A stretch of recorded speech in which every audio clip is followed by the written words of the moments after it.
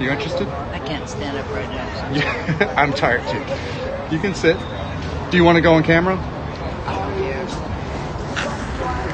care. So, what's your name? Pam Hemphill. What are you doing out here, Pam?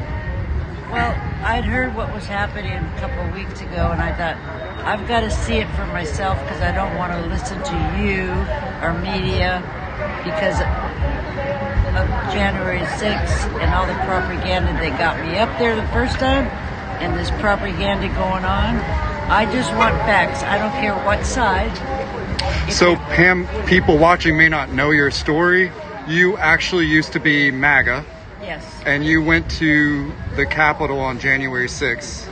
And you were actually, I think, convicted, but then they offered you the pardon and you said no. I went to prison for 60 days. Yes. And you never took the pardon, right? No, I don't want the pardon. I don't get it. No. So you said that you thought the propaganda from the other side led you to the Capitol, and you were curious what was actually happening on the ground here. This propaganda is still going on. Right. So what are your thoughts now that you've been here a while? Well, like I said to everybody I talked to, if it's a violent protest, I'm leaving. I'm not going to be a part of it. Right. I was there on January 6th. I saw that insanity. You protest legally and peacefully, and that's all I've seen. Legal and peaceful. MAGA comes in, they start the problems, and ICE comes out and arrests you for nothing. So it's a peaceful protest. So I've talked to a few of the residents in the building, and they've been, concerned about the noise and the general chaos. Do you empathize with the residents in the building at all? Yeah, I do, but, There's a balance, right? Well, John Lewis had to go inside of a cafe, right? Right. And he got coffee poured on his head for standing up for a law that shouldn't have been a law. Right. Well, the people in that cafe had to deal with that, right? Right. But sometimes you do when there's protests. I'm not. So the bigger picture is, yeah. They didn't pick this building. They did. ICE picked that building across from residential. So why do you think you mentioned propaganda on both sides. Why do you think people want to obscure the truth of what's going on here? Why do people want to?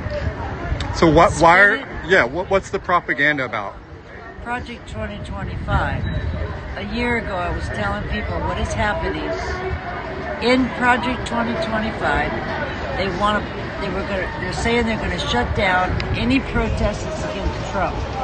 If you're pushing against Trump, they're going to shut you down and they'll find a way. So they want to take away your First Amendment rights. Do you think designating Antifa as a terrorist organization is related to that? No, it's not. I'm Antifa. But do you think Trump's trying to shut down your voice by designating you as a terrorist? Yeah, definitely. But I'm Antifa. Right. 981 people that voted for Biden are Antifa. So you're going to arrest 81,000 million of us? That's insane. How are you going to do that? So there was some talk earlier this week with DHS Secretary Noem saying that she may purchase additional ICE facilities in Portland. How do you think that would affect the protests here? Oh, no, I didn't know that. Yeah. Oh, no. I don't know if it's true.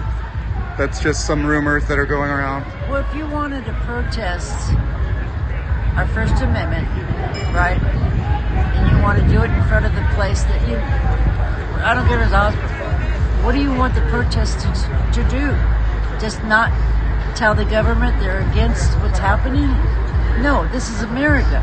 We all have a right, and when I don't approve of something, and I'm against it, to go out peacefully, stay on private property, and protest. Say what I want. And you mean that for everybody, both sides, right? Both sides. Oh, yeah, of course.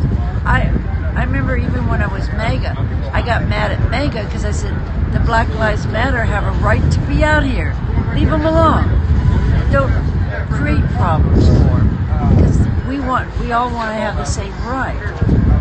And they're saying that we shouldn't be here. Why? Why shouldn't we be here? You answer that question to me.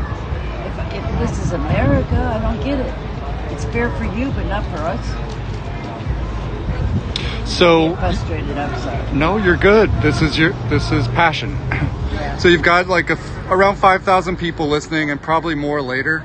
what message do you want to share with people at home?